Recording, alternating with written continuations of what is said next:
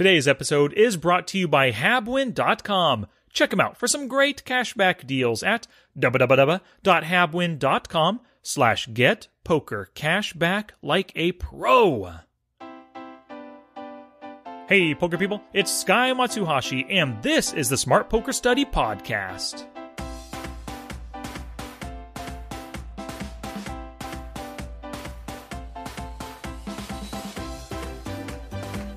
In episode 135 last week, I discussed how to plan your double barrels before you fire that initial flop C-bet.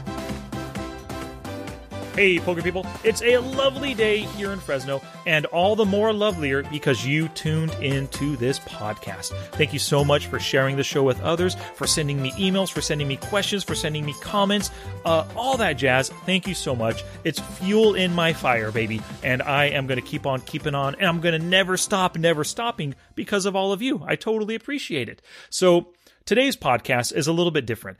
In the Twitch study stream recently, or for the past 4 weeks, actually, I've done a game tape review every Thursday.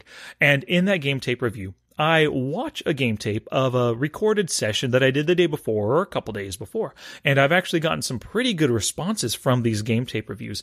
A lot of people are sending me emails asking me, hey, how do I do this for myself? Why do I do this? What do I get out of it? Why do you recommend it so highly? And so I figured, and of course, I have been responding to these emails. But on top of that, I figured it was time that I finally talked about game tape again.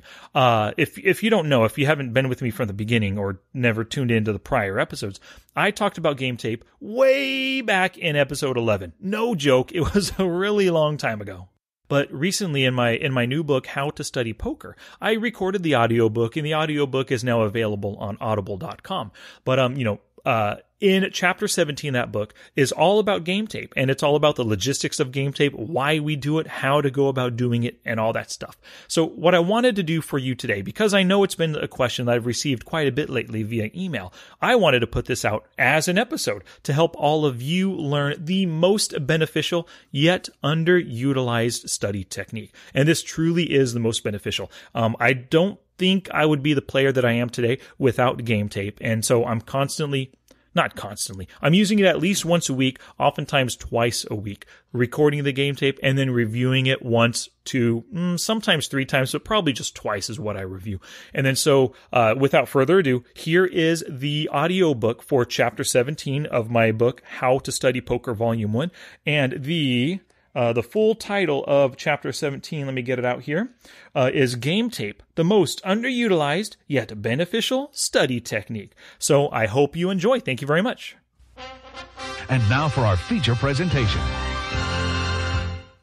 Chapter 17, Game Tape, the most underutilized yet beneficial study technique. Quote, watching tape is key. I basically watch every game. It's the only way to break down your opponents. Tony Parker. Game tape is the most beneficial, yet underutilized self-study tool available to you. And it's the one technique the pros and your opponents wish you didn't use. Game tape is one of my favorite modes of in-game study, and I use it constantly. Occasionally, my thought process can become clouded because I'm forced to make multiple snap decisions on many tables. During a hand history review once, I actually found myself folding pocket aces in the big blind versus one open raiser. The only explanation I came up with for this is that my attention was probably being pulled in so many directions at once, so I missed this hand. I timed out and the software folded it. You must incorporate watching your own game tape in your study sessions. This valuable strategy for improvement can lead to great insights that hand history reviews alone will not give you. Game tape forces you to be honest in your assessment of your poker play and skills. When you watch yourself play, you become privy to some of your biggest poker leaks and can make plans to address them. People in all walks of life watch themselves at work to improve their performance and skills. Sports players and coaches, presentation speakers, stand-up comedians, and actors, just to name a few. They look for mistakes made by themselves or their opponents, technical or message issues, and audience reactions. Once they find an area needing improvement, they work on it to make their next outing better than the last one. As poker players, we can utilize game tape to do the same. Some areas where game tape has helped me are leak detecting. I found an MTT bet sizing issue once where I would open the pot for 2.5 big blinds with my strong hands and only open to 2.25 big blinds with my weaker pocket pairs and suited connectors. It also helps me with mistake catching. There have been multiple instances of seeing myself miss obvious steal and re-steal spots because I didn't take the time to look at my opponent's statistics or to fully consider the situation at the time. It also helps me catch when my concentration starts slipping. I always speak through my actions while recording game tape, and I know when my concentration starts to slip is when I shut my mouth and fail to speak through each decision made. I've actually seen myself open Skype on the screen over my tables before and start communicating with others. And game tape helps with tilt prevention. I've seen myself on screen getting sucked out on and then yelling into my microphone some obscenity directed at my opponent. These instances helped me realize what put me on tilt so I can plan for healthier ways to deal with and prevent it in the future. And it also helps with opponent dissection. This is an extremely important aspect to utilizing game tape. As I play poker, I'm mostly concentrated on my play and the current hand in action. Because of this, I often miss the action on other tables and fail to see obvious mistakes my opponents make. By catching more of their mistakes, I have additional insights into how I can exploit them in the future. Here are 5 steps to implementing game tape. Game tape is a very simple study method to employ. Don't let a lack of experience in recording video hinder you from instituting such a valuable technique. Here are the quick and easy steps to utilizing game tape. Step number 1. Set up and test a screen capture program. Get a screen capture program of your liking. I use OBS or Open Broadcaster software. It's free to download and easy to set up and use. Once you download the software, run a YouTube search on Open Broadcaster software tutorial. A plethora of videos pop up, and within 10 minutes, you can have the software up and running. Pro tip: get a decent set of headphones with a microphone to use to record your thought process as you play. Your first set doesn't have to be an expensive pair. Just a cheap pair of Logitech headphones will do. Don't use the microphone built into your computer, as that quality will just tend to annoy you during your game tape reviews. Once you're set up, play your next session and record from the start for 10 minutes. Once you stop the recording, just continue playing and finish out your normal session. Pro tip: speak your thoughts out loud as you play to aid in later review, as this will help dissect your play and your mindset at the time. Watch your video afterward and just observe yourself in action. This is a test and it's your first time doing this, so just sit there and try to absorb whatever insights you can. So the second step to implementing game tape is to record a full session. Continue to speak your thoughts out loud as you play. This self-talk is crucial to getting the most out of your game tape. At first, you'll find yourself often just shutting up while you work out a hand in your head. Playing while speaking your thoughts is just another muscle to develop. With time, you'll be speaking for a full 30 minutes and beyond. Talking through your plays helps to work out your thoughts and come to profitable decisions. Pro tip: just record 30 minutes of your session because you will review your game tape at least twice. It's hard to learn all you can from the game tape after watching it just once. After 30 minutes, turn the recorder off or just set the record length to 30 minutes and finish out your session normally. But please continue to use self-talk as you play. Pro tip: record both volume sessions and focus sessions. Step 3 to implementing game tape is the first review: focus on your play. So at a later date, not directly after your session, as it's still too fresh in your mind, you will watch your game tape with your poker journal open and your focus on your play. Take detailed notes on mistakes and corrective actions for future use. Use an exclamation mark when a mistake gets repeated. An example note you might make is, I didn't c-bet versus out of position opponent with 75% fold to c-bet! Exclamation, exclamation. I need to remember to look at an opponent's fold to c-bet every time I'm in a hand. In this entry, you've seen the mistake 3 times during the game tape, once for the observation itself, and 2 more times, hence the exclamation, exclamation. Take notes on the things that occur to you that need further study or follow-up, and commit to that follow-up. Taking notes is more beneficial when you pursue them. A sample note could be something like, I have trouble when opponents make pot-sized donk bets on the flop. What are they doing this with?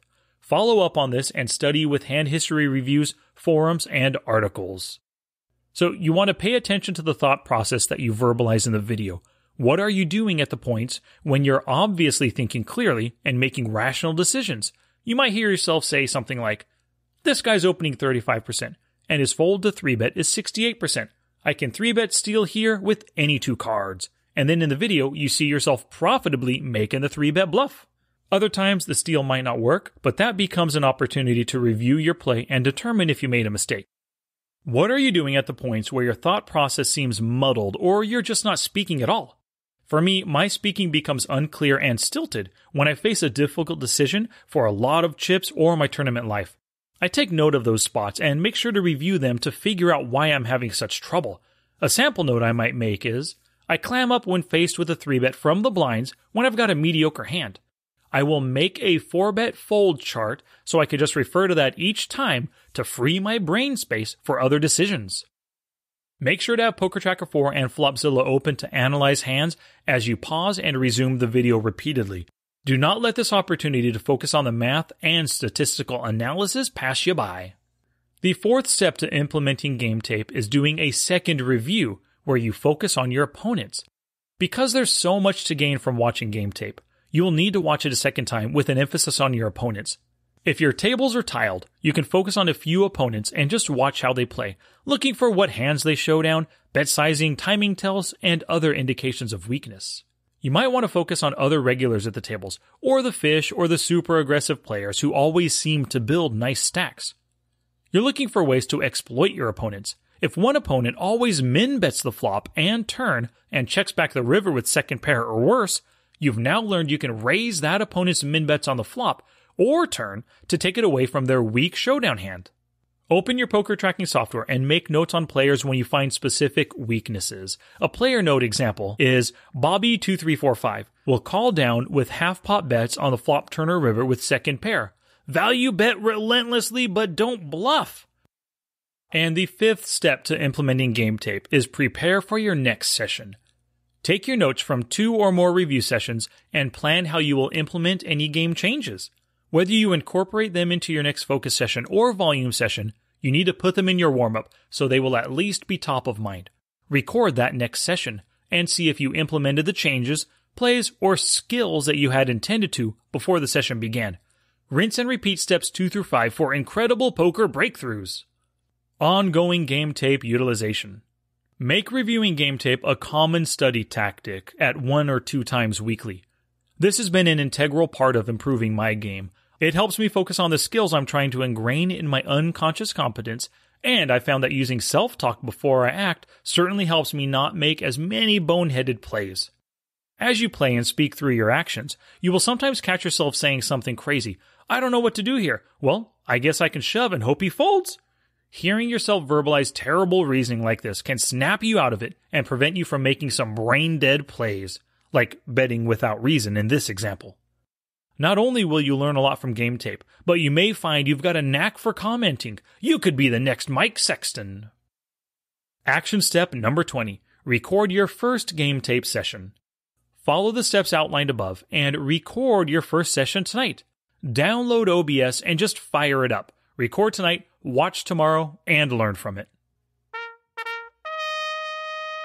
Challenge! Here's my challenge to you for this episode. I know you saw it coming, but do your own game tape. Get out there, download a free program, start recording, buy a microphone if you have to, and get to it. Utilize this most underutilized yet beneficial study technique. Now it's your turn to take action and do something positive for your poker game. Now get it on.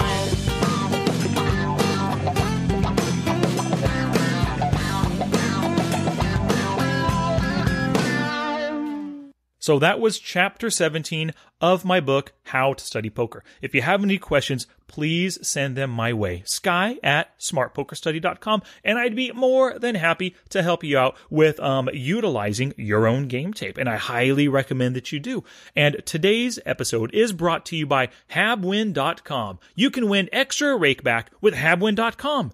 The rake you pay in the poker room, it's actually your money. And we, Habwin, we pay it back to you. Exactly like the poker rooms do for professional players. I know that you'd love to get the same cashback deals the professional players get. So visit www.habwin.com/getpokercashback like a pro. Remember, that's all one word. And go there for your exclusive pro-like cashback deal. Once again, habwin.com/getpokercashback like a pro. Alrighty, poker people, next week in episode 137, we will get back to the final class, number 4, in our C-Bet minimum effective dose.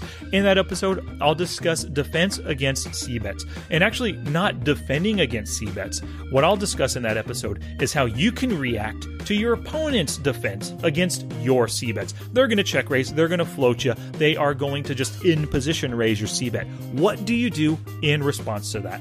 Plus, next week is when I'll talk about Mark Warner's awesome video about when to C-Bet. He is from exceptionalpoker.com, put out a great video. You can actually go there right now, exceptionalpoker.com, and check out that video. It's posted there right on his website. Watch it ahead of time so that you can learn what I'm going to be talking about, or so you don't have to wait a full week to get some awesome content, some awesome ideas and tips and strategies for making better C-Bets. Word of mouth is the best advertising, so thank you very much for sharing the show with other poker people. Your sharing and your caring is what helps us grow. Until next time, study smart, play much, and make your next session the best one yet.